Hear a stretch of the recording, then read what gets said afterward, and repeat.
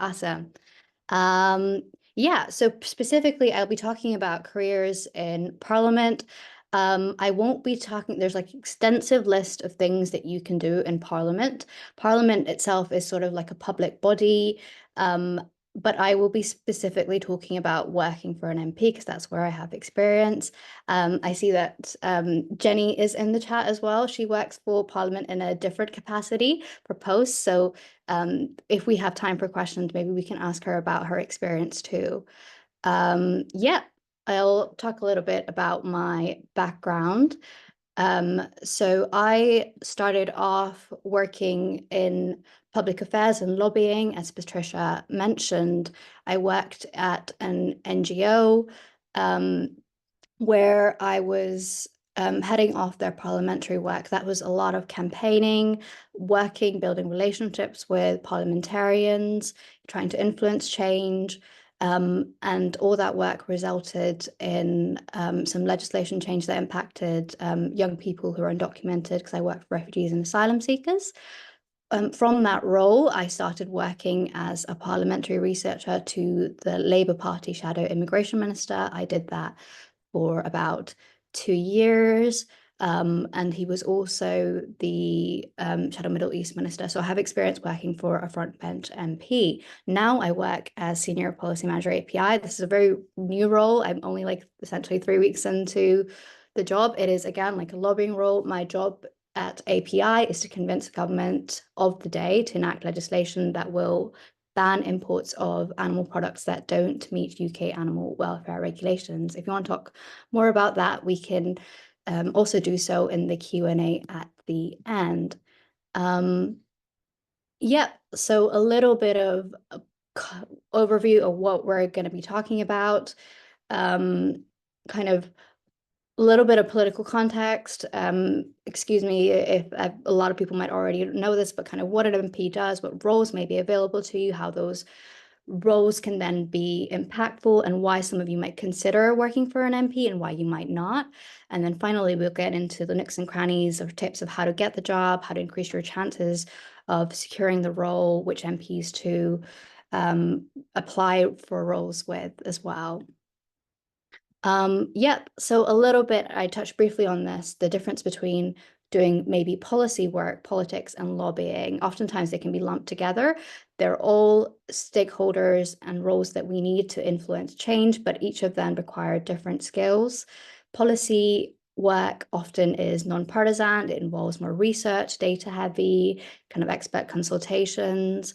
Working in think tanks is considered policy work. And then politics is tied to specific parties' agendas and ideology, and it's kind of more of an insider way of influencing versus lobbying, which is implementing the policy proposals that the people working in policy come up with using campaigning and influencing techniques. I would say in terms of like the animal advocacy movement, there's lots of people coming up with great policy ideas and doing great research, but we're really lacking that lobbying and political influencer side. So this is the side that I'm going to focus on. So a little bit, yeah, about how Parliament works. Apologies again, most of you probably know this, but Parliament is made out of 3 institutions. One is the elected chamber, the House of Commons, which is formed up of 650 MPs from all different types of political party. And the House of Commons includes the UK government, which is the political party that has won the largest number of MPs at a general election. The party leader then becomes a prime minister and appoints a ministerial team to take in charge of running individual departments and services. And when a prime minister is appointed, leader of the opposition is appointed too. So that would be right now someone in the Conservative Party. They're currently undergoing elections and stuff for a new leader. So Rishi Sunak is an interim leader. And then there is the monarch, which is much more of a constitutional role. Then we have the House of Lords, which are peers, and they have been appointed as members of Parliament for life in recognition, oftentimes, of their knowledge or of experience. It's full of ex-MPs, governments, ministers. The House of Lords is often elected by previous prime ministers and or the official opposition leader also gets to elect members of the House of Lords. So within the House of Commons, this is just a brief description of roles that members of Parliament can have as well. So each MP might have a different role. So they can be a minister. So they can be a minister within government, or they can be shadow minister, which means they are in the opposition party. So they, like for the Minister for Environment, will have a shadow minister for environment that will be in the Conservative Party. And then other roles that MPs may have, something called a parliamentary private secretary, which is basically an assistant to the Secretary of State. So the department, again, using DEFRA as an example, which is the Department for Environment and Rural Affairs, Steve Reed has his own parliamentary private secretary, and they're kind of like unpaid government roles.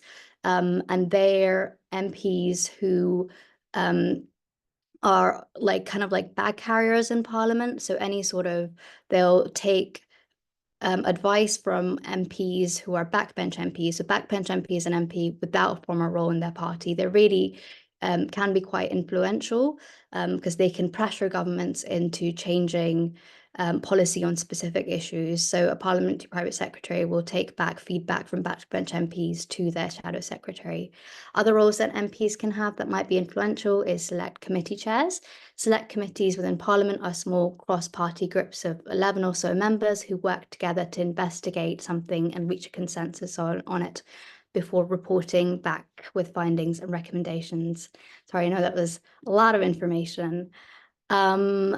So going on from that, what are some of the roles that you might find in UK Parliament? So if you were to consider working for an MP, if you were to go on the site where you can find the jobs working for an MP, you might find some of these roles here. So I'll go through them individually.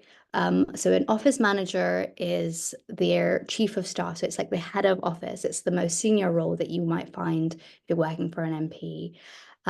But you might not be doing policy work. It's managing the constituency office and it's managing the parliamentary office. Oftentimes, that's how MPs' offices are split up.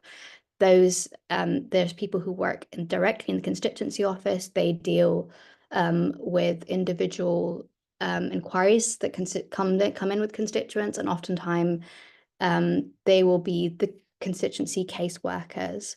So they will be situated within the constituency office, and some of the inquiries that they might be dealing with might be as minor as like, oh, my bins haven't been collected. Can you contact the council for me? Or more major, like I am homeless, I'm street homeless. When I worked with the MP that I was working for, we had loads of those. So they deal particularly with individual cases. The most important role that I think, if you want to have impact, that you should be looking for is the parliamentary assistant. These can either be tabled as parliamentary assistants or senior parliamentary assistant. They can also be called staffers. That's political jargon for researchers, basically. And they would consist of most of the policy roles within an MP. So they would have focus on a specific policy advisor, and it's a whole wide range of roles. So on the parliamentary assistant duties, you would be responsible for writing briefings, writing speeches for your MP, whatever they need assistance with, tabling sometimes written parliamentary questions. You need to be like, or go into the skills that you need, but a good generalist. So oftentimes, a lot of MPs will be quite a bit older, so they won't have as much experience with like navigating social media, and running like Instagram, Facebook, doing newsletters and stuff like that. So parliamentary assistants might also help with that. They're also very good campaigners. And meeting with stakeholders. So those that want to influence MPs, but also constituents as well. Sometimes, a lot of time, constituents will come with policy inquiries, and lots of MPs are really keen to hear from constituents about what is the thing that they should be working on and raising in Parliament. So parliamentary assistants are good with those. Lots of MPs will be members of APPGs. APPGs are similar to committees, but less of a formal role, and they have less influence. They're called all-party parliamentary groups. There is an all-party parliamentary group for pretty much any kind of topic that you can think of. There's an all-party parliamentary group for animal welfare. There's an all-party parliamentary group for cats, dogs, like dark skies, like patriotism, literally anything that you can think of. And they're a bunch of cross-party MPs again that work together on issues, do reports. And APPGs will have secretariats, so those outside of Parliament running them. I think the APPG for animal welfare is partly run by the RSPCA and other stakeholders too. MPs will be chairs and members of those. So some of the parliamentary assistant duties will be helping them manage their calendar and running those APPGs. You also have communications roles within MPs' offices, and that will be oftentimes dealing with the press, writing op-eds within local newspapers. Sometimes MPs that are much more influential will go on to lots of radio shows, like going into like politics, like interviews, so they will have much more of a communications-based heavy role. These roles will differ within each MP's office. Think of them as like a mini CEO of their office, so they will decide how it is run, which roles they need as well. Within a parliamentary assistant role, you might also sometimes find specific policy advisor roles for briefs. So if an MP is for example, the MP that I worked for, he was the Shadow Middle East Minister. So when we were hiring, we were looking for someone who was an expert on that brief. So that's something to look out for. You might get specific policy advisors for that role. So those are some of the roles that you might find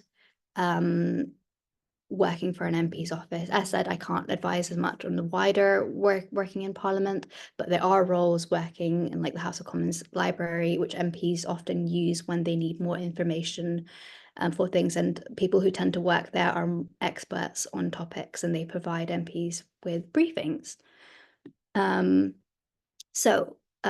Yeah, like why would you consider working for an MP, and why might you not want to work for an MP? So I think working for an MP is a really great role for someone who's early in their career. It offers great networking skills, looks great on your CV, and really puts you in a great position for a political career. A lot of people who work for an MP end up in politics roles, in lobbying roles, so in roles similar to what I'm doing at API, because you get a really good grounding on how Parliament works, how to influence Parliament, what exactly, how legislation goes through Parliament, and you build up a good network of staffers and MPs as well. You might also work for a think tank as well. That's really common, or working for a political party as well as a political advisor. If you do end up working for an MP that ends up then becoming a minister, oftentimes they like to take their advisors and their staff into them when they go into government. If they end up going to cabinet is like the highest roles of government. They're called the Secretary of States.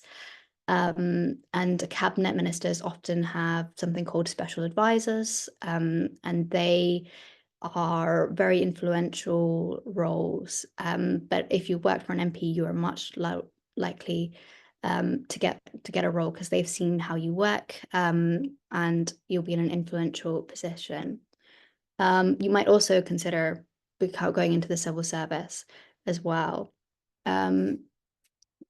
So if you do end up working for an MP, what might you do that might make it more impactful? So you could, depending on the MP that you're working with, so this is very dependent, and it's very important that you pick the right MP to work for, is that if they are interested in animal welfare, you could support the MP to work on animal welfare issues and priority issues. This could be, again, through work through the committee or party parliamentary group, developing party policy.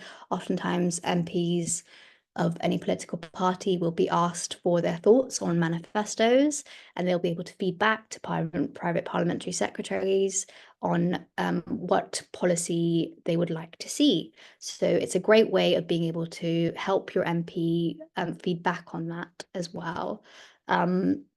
So when I worked for an MP, the MP that I worked for was part of the all-party parliamentary group for future generations.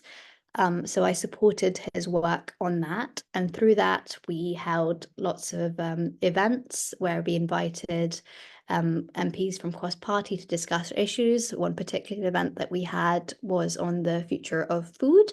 And we talked about food security and also how animals might work in a food system in the future. We brought together lots of different stakeholders. So we had a cultivated meat company there. We also had the shadow food minister, Daniel Zeichner, who's now the actual food minister, secretary in DEFRA. So he was able to hear from a range of stakeholders on why the future of food needs to be climate friendly, but also animal friendly. So it's a great way of being able to bring together lots of different stakeholders and kind of provide a platform for individuals working in these areas. This is very dependent on whether your MP is sympathetic. That's why it's important that you consider which MP you work for. Similarly, providing access to MPs in Parliament. When I worked for an MP, I was able to help other organizations secure meetings with him because he was interested in what I thought on policy positions. So he actually met with API, the organization that I worked for right now, and helped to introduce API to the then trade minister. And we managed to get a meeting through that route. So you can leverage your position to help make the way easier for other organizations lobbying Parliament. That can be a really impactful route. So why might you not work for an MP? Some things, to consider is that if you're quite late stage in your career, MPs often hire newly graduates, so you just might be more difficult for you to get a role. No, but I do think there are some exceptions to this. For example, like I mentioned before, if MPs are looking for policy advisors, for example, if they are the chair of the EFRA committee, they might be looking to hire someone who is an expert in environment or animal welfare policy. So in that way, it could be great for someone senior to be in that career. So it is very much dependent, but on the whole, I would say that these roles are for early starters, because you will probably get quite frustrated at not having much autonomy, because at the end of the day, you are there to support your MP.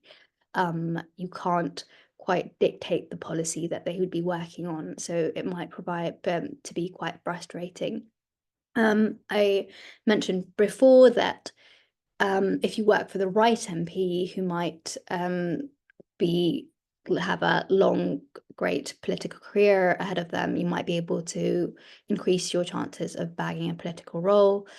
These chances are still low because it's just kind of, you have to get lucky because you just don't know what's going to happen in the future and who's going to get a role there. So you kind of, it's more for, if you want to go down that route, it depends on how risk averse you are, your tolerance for risk. So those are some things to consider as well. So we briefly touched on kind of what skills you need. Parliamentary researchers do tend to be generalists, so they have like a really broad set of skills. encompassing like communication skills. So being able to write well orally, speak, and then also written skills is really, really key, because you spend a lot of your time like drafting speeches, drafting letters to ministers on various issues.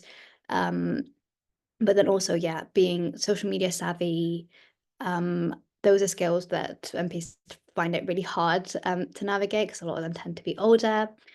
Being political savvy, I definitely think this is something that can be learnt. And that's just kind of means being aware of which topics are being debated in Parliament, and how to write and construe things depending on the party line. So kind of being political in your language, and making political points. That's a skill that's quite important. Oftentimes to learn that, you just need to kind of read and listen to podcasts, I'd recommend listening to the Today programme every morning.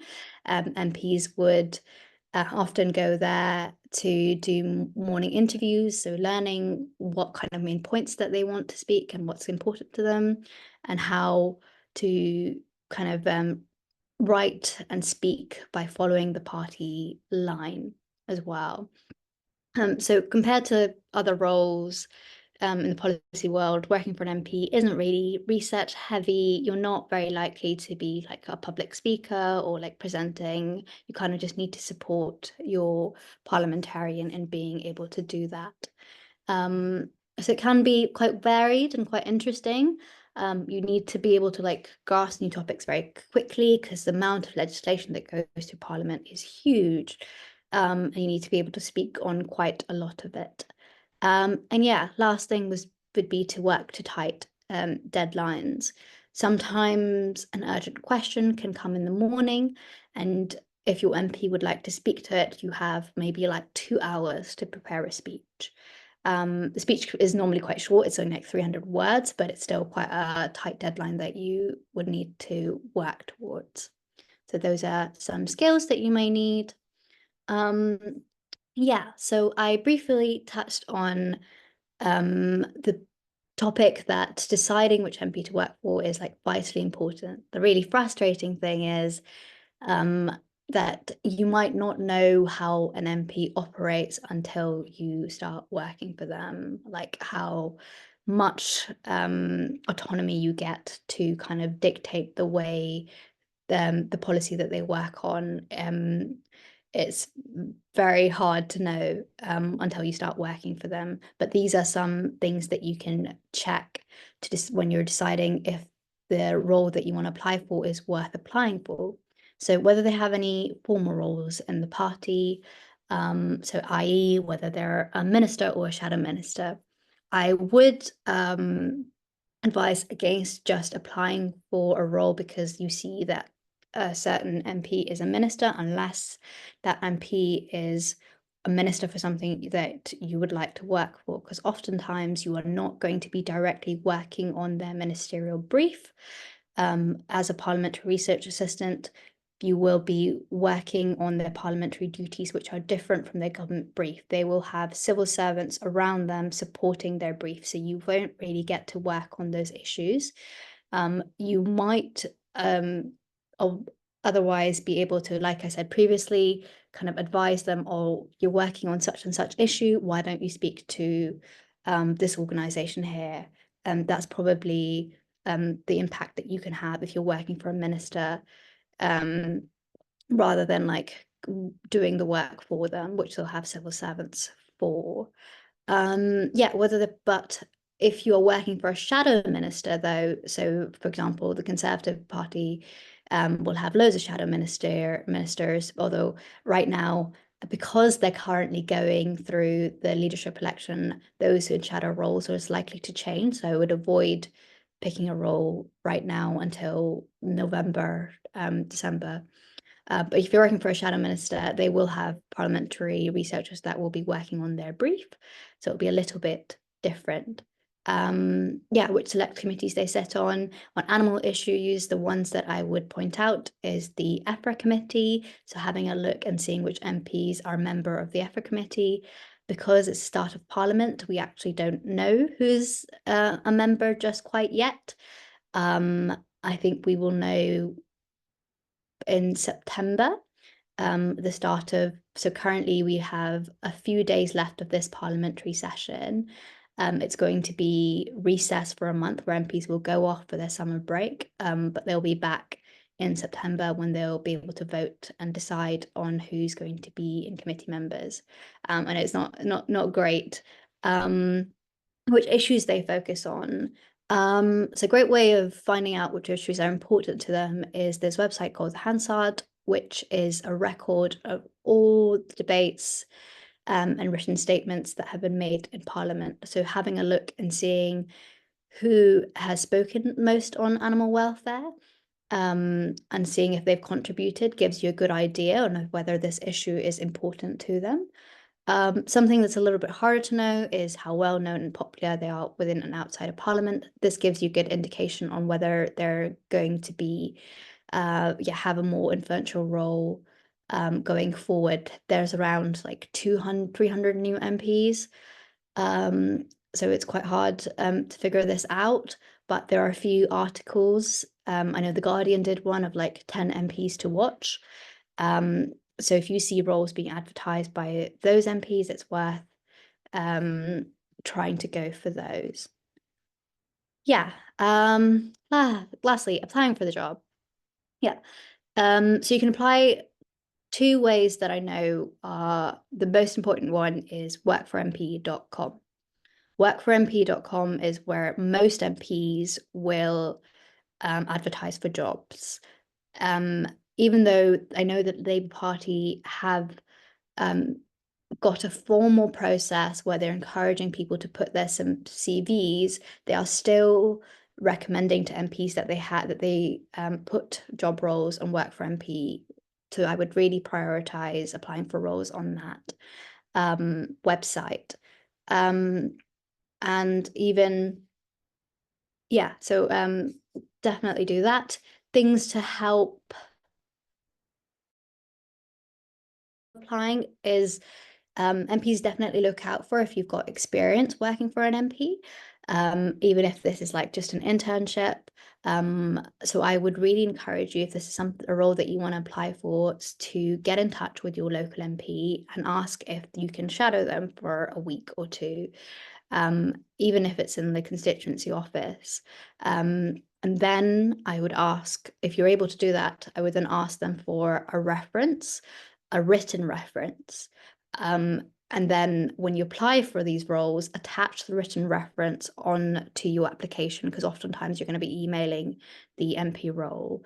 Because when MPs will look for who to interview, they will get in touch with the MP that you've written in your CV and ask whether they should consider you for the role. So it's a really, really great way of increasing your chances. The one thing that I would consider depends on who your MP is. So if you're thinking about working for the Labour Party, I would only volunteer with Labour MPs. Similarly for the Lib Dems and the Conservatives. It's not impossible to switch between parties, but they kind of sometimes frown upon it unless you provide really good reasons for doing so. If your local MP is not an MP of a party that you want to work for, there are internships that are advertised and work for MP. The other thing that you can do is just cold email for MPs that are interested in like the issues or formally have a role, and ask if they're looking for any roles, or if you can do a week or two of unpaid work experience. That can work quite well if you make a really tailored pitch. And then I know I haven't touched much on this, but the last thing to consider when it comes to experience is working for Lords. So when it comes to the House of Lords, they themselves don't have the budget to hire staff. So oftentimes they'll be working on issues and without any help. Sometimes organizations will pay for staffers, but oftentimes, yeah, they don't really have much help. So if you're able to, again, going on the Hansard and having a look and seeing which lords, there's quite a few of them, are working on animal welfare issues, and then just writing them an email and saying, like, could I be able to volunteer for you for a few hours a week? I can help you with your brief, or these issues that you are really excited about. Most likely this will be unpaid because, again, I said Lords don't have a budget, but you're much more likely to be able to get through to Lords because they just don't have the help that MPs do. Yeah, and then next best experience is like working in a think tank, internship, or an NGO or a public affairs or policy internship. There is one organization, if you come from a unrepresented or group, or from working class or a minority ethnic group, there's an organization called Patchwork that help young people in their political careers. I think you can apply for their program when you're under 30, and that's really good, looks really good on a CV. They put you in touch with lots of like workshops with people, civil servants and ministers. It's a great experience anyway. I'd consider doing that. Yeah, other tips are just like networking. I'm sure you've heard that loads, but there's loads of conferences and political think tank events going around Westminster. One of the ways I managed to get my role working for Bambos was I attended the Labour Party conference, and I just I went up to him to talk about the lobbying role that I was doing, and we got chatting about immigration. And then that relationship developed, and he asked me to work for him after that. So networking is really huge because loads of these roles, especially like the political advisors and the special advisors, they won't be advertised for. So getting involved in conferences and think tanks around Westminster is a great way. The last thing that MPs really look for um, in CVs is being involved within the party. So making sure that you adhere to party values. So showing that on CVs. So that means getting involved, yeah, in your local party, canvassing. I know we've just had the general elections, but a lot of marginal seats will be out and about canvassing, and it's a great way of meeting your local MP, but also yeah, your branch members too. There's groups within the Labour Party. There's a Labour Animal Welfare Society. Similarly, there's a Conservative Animal Welfare Foundation that you can get involved with. Just putting these on CVs really helps bring an edge to applying for these roles.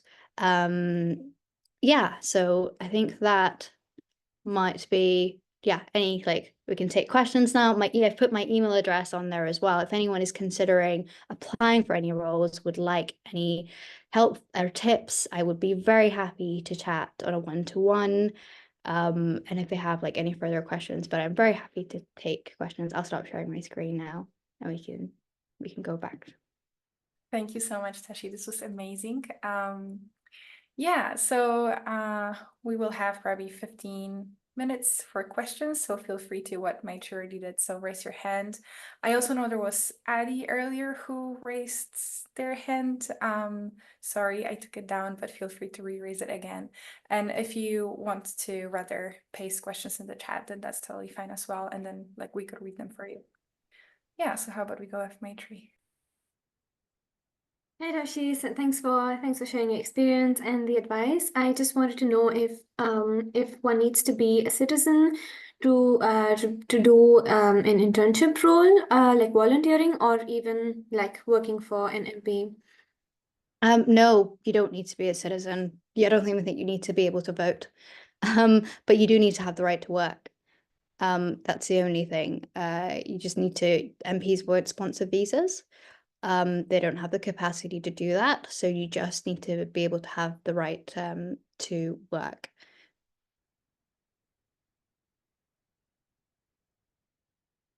No. I think there are some like question. Is there any questions in the chat? Let me see. Yeah, Yeah. Amelia just pasted one. So what do you think is the most effective way to be noticed, stand out at conferences, etc.? Sorry, what was the question? I didn't quite hear that. Is that? Yeah, so it's the latest. Oh, I think it's a direct message to me.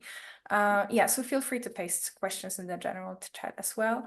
But Amelia is asking, what do you think is the most effective way to be noticed / stand out at conferences, etc.?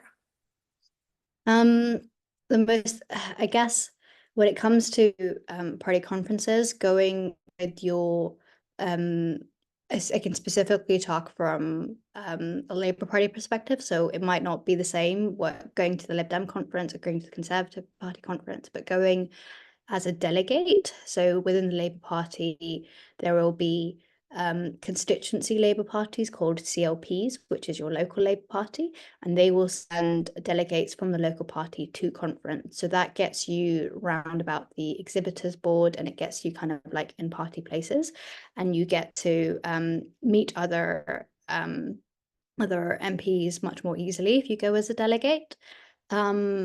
The getting involved, like I said, with like laws and with other party groups within the party, then you have more things to chat about rather than like, oh, you're really interested in a specific role, because you can talk about, oh, I work for, or I'm the secretariat for this organization. And oftentimes MPs themselves will be members of that organization. I know there are a few MPs that are members of laws, so they will attend meetings and events in Parliament. So it's another great way of meeting them. I think. Yeah.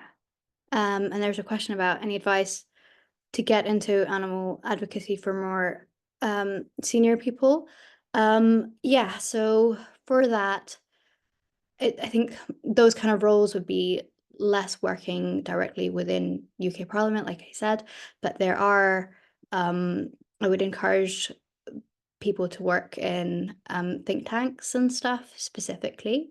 They can, especially like lots of like IPPR, I know, is a very influential think tank within the Labour Party. Policy Exchange is an influential think tank for the Conservative Party. If you're able to work in those think tanks, you can then kind of nudge the dial to get them to consider animal issues more prominently. We definitely need more people to be doing that. Animal issues within think tanks just don't get the attention. So I would encourage people to do that. If I might pitch in, I think from what I understand is if you're a senior professional, career professional, then you might consider this if you have a specialized skill set and if you would apply for a very like specialist role. I think an example would be if someone has done a lot of like food systems work and is great in that space, then they might apply for a role that requires a specialist in like food systems or food policy.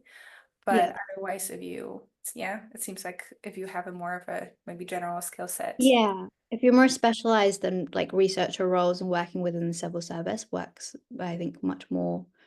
But those kind of roles, those specific kind of roles come up not very often. Yeah. From what I know, so sometimes a lot of people go into the civil service and then wait for the right role to come up and then change in between. But yeah, working for if you want to be like, I think, like I said, a political advisor, which oftentimes if they're not experts in the role of as a political advisor, is much more kind of there as a barrier between the minister and stakeholders and civil servants. So they tend not to be experts. They tend more to be experts in politics, experts in and knowing what like public perception and policies are.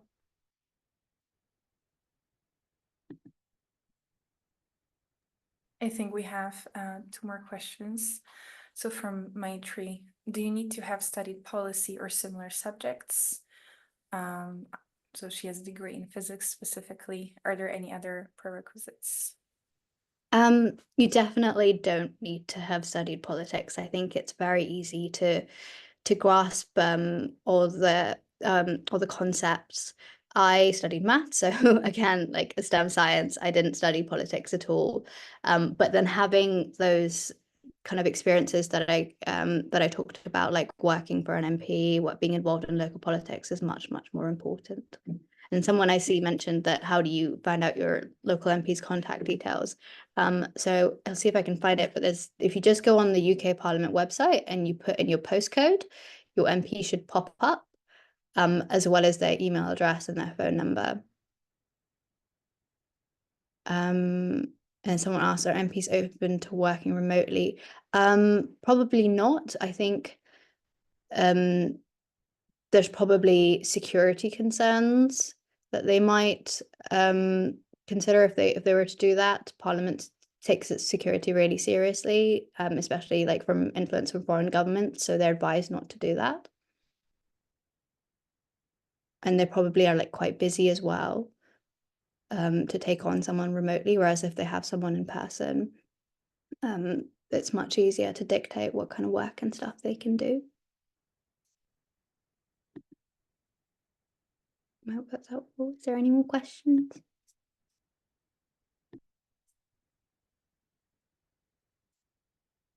I think so. Giving some 30 seconds for anyone to make up their mind in case they want to ask a question.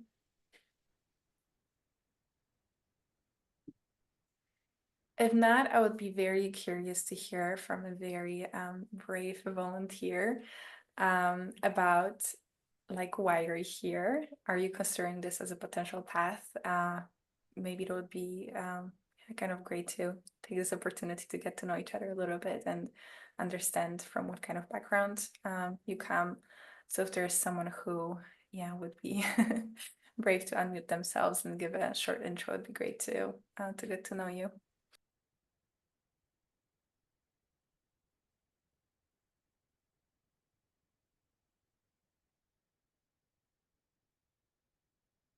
Okay, I can go first. My name is Stephanie. I'm based in Buenos Aires, Argentina, and I was curious about the work in the UK because I know parliaments work very differently in different countries. I've done lots of advocacy work in my country. We passed the climate change law and other environmental laws, and I'm interested in animal advocacy. So yeah, I thought it would be great to know a little bit more like your insights, and it was very helpful. So thank you. Thank you, Stephanie. Tashi, I don't know if you have any like at all insights into how transferable this is to other contexts.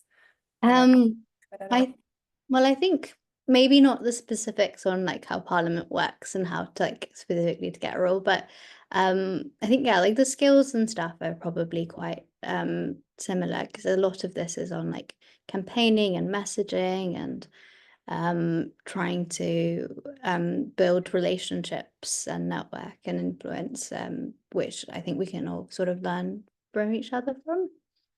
And also like increasing the number of animal focused people within politics, which I think is very, very important. Because just giving you like some context into some of the work I'm doing with Animal Policy International, we are working across two civil service departments, the Department for Environment, Food and Rural Affairs, as well as the Department for Business and Trade. And we have quite a lot of animal focused people in DEFRA, the Environment Department, because it makes sense for if you're animal focused to be working on animal welfare in civil service, but less so in business international trade, where they're much more concerned with trying to compromise on animal welfare a bit more to try and increase growth and the economic situation.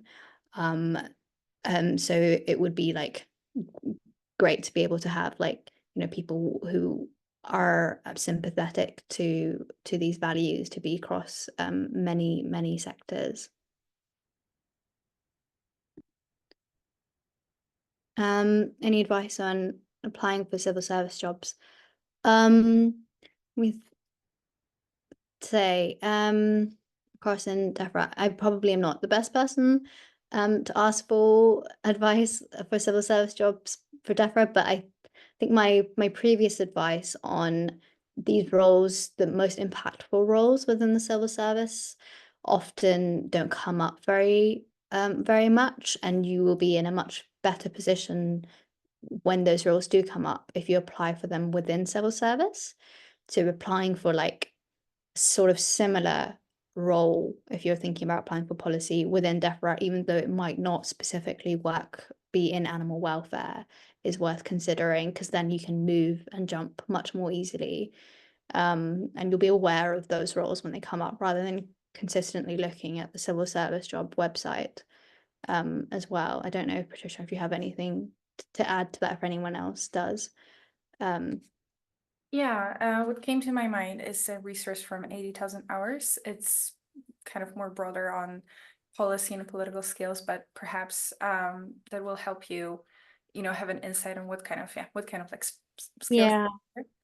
Um, There's also an organization called Impactful Government Careers that I would encourage if you want to consider civil service jobs. So they work across departments within the civil service, and there's loads of people. They have loads of members from across government, and a lot of them are focused on animal issues. So if you get in touch with them, I'm sure they could put you directly in touch with someone who is working on this to advise you on how to apply for these roles.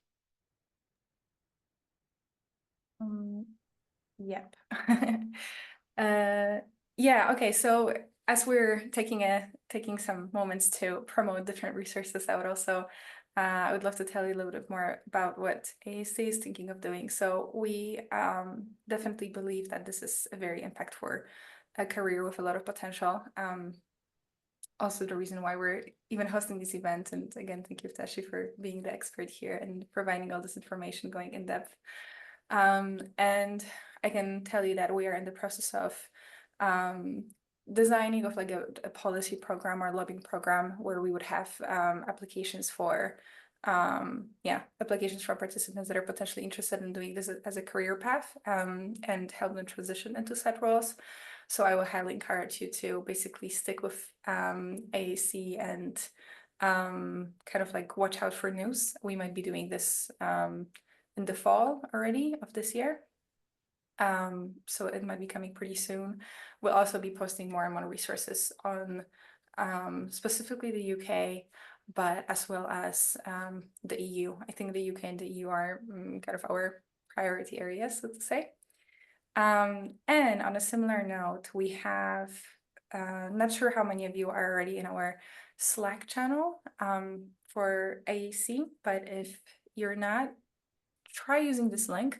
It should take you straight to the Slack, but it should take you straight to the workspace, but to the specific channel for policy. It's called Loving Policy Work. So feel free to kind of use that space to continue this conversation, chat with each other. If you have any kind of further questions, you're welcome to post them, and we can all brainstorm on how to achieve these career transitions together. We will be revamping the Slack a little bit in the upcoming days. At the moment, we have a lot of members who kind of joined, a long time ago. They might not be so active anymore, but we'll be reviving the space, and we hope to bring some life to it. So for now, you might not see that much activity, but again, if you stick with us with the upcoming months, hopefully there's more spark and more discussions happening around these topics. I think that's pretty much all from us. If there's any kind of last minute comments, maybe there's someone that'd like to say something. If you have, if you'd like to share like why this helped you, if it did, and what you liked about it, you're free to maybe take some time to do it now. Anyone?